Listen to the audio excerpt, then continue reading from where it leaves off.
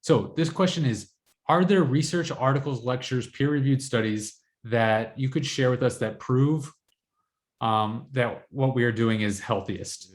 Okay, so I'm not on the side where like I'm like all nutrition research is conspiracy theories. However, a huge percentage of nutritional research is sponsored by people, companies that have an incentive to get a certain outcome. And there is research that shows when these people that have these incentives tend to get the outcomes they want more so than if they were done in these studies are done independently. And so like when I write an article, I have like this conflicting thing inside of me that whenever I'm citing research, so I'll write something and I'll cite the research.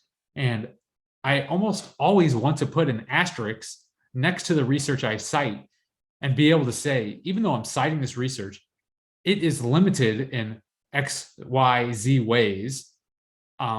Additionally, there is other research that suggests the opposite. And for anything, I can almost always, you give me anything.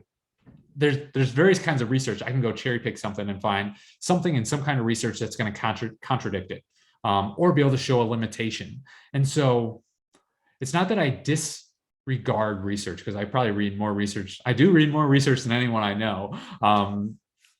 And so I find there's value in it, but I do find every kind of study I read is like a signpost that kind of points this direction or this direction. And some research is definitely better than others. So it's like a stronger, signpost than others, but nothing to me proves anything. So the way I have kind of formed my thesis and my beliefs have been through decades of research, decades of experimenting on myself, decades of working with others, as well as taking research and studies and information from other sectors of science, from various sectors of science, and kind of creating a collective kind of whole. So just as a brief example of what I'm talking about, early in my health and fitness career, I was very much just geared towards fitness, meaning I was an overweight kid. And I remember from a very young age, the number one priority for me was I did not want to be overweight. I wanted to have a body that I felt good about. And so that started the experiments. And it actually led to me going into the sciences when I studied chemistry and biology in college. And when I studied these sciences, I funneled everything through like, how can I burn fat and how can I build muscle? And so my funnel was always through that lens. And then I went to dental school and you study more of the sciences, and health started to take more of importance. So I started to understand, okay, what kind of diets, lead to oral health? Okay, that's another piece of evidence that's pretty clear. Sugars and carbohydrates lead to poor oral health. Meat does not. And from there, I went deep into sleep. Okay, so the area of dentistry I've practiced mostly in is something called dental sleep medicine, treating obstructive sleep apnea and other airway restrictions such as upper airway resistance to severe obstructive sleep apnea.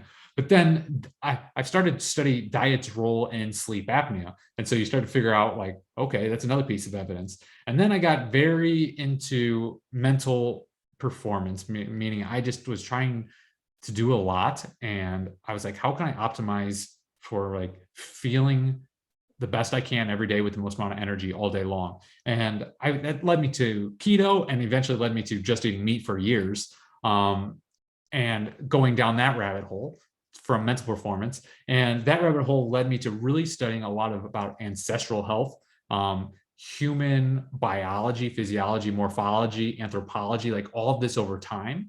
And so this is a long way of saying my proof, to me, it's not proof. Like to me, the science isn't finished. Nothing is done. I might change my mind on something down the road, but the reason I feel confident and conviction in where I am today is because I've had all these fields and all these experiences that I can bring together. And so because I have such like kind of a wide view of nutrition and health, I can see something in, let's just say, oncology research where study of like cancer and nutrition, where maybe they're like, insulin's really bad because it's a growth factor. IGF-1's really bad because it's a growth factor and it really causes these cancer cells to grow.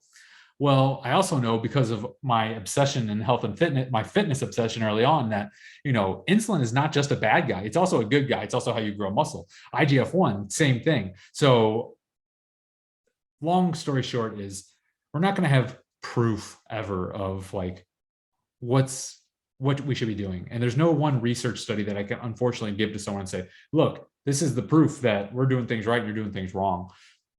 All I can do is take the breadth of evidence that I've personally experienced, that I've personally researched in all these fields, and take all these experiments and kind of like boil it down into, what I presented in Meat Health Academy is like, that's what my entire goal in the program was, to distill basically 2+ decades into 2 days. That was my goal, 2 decades into 2 days. And I was like, that would be good if I can really condense that.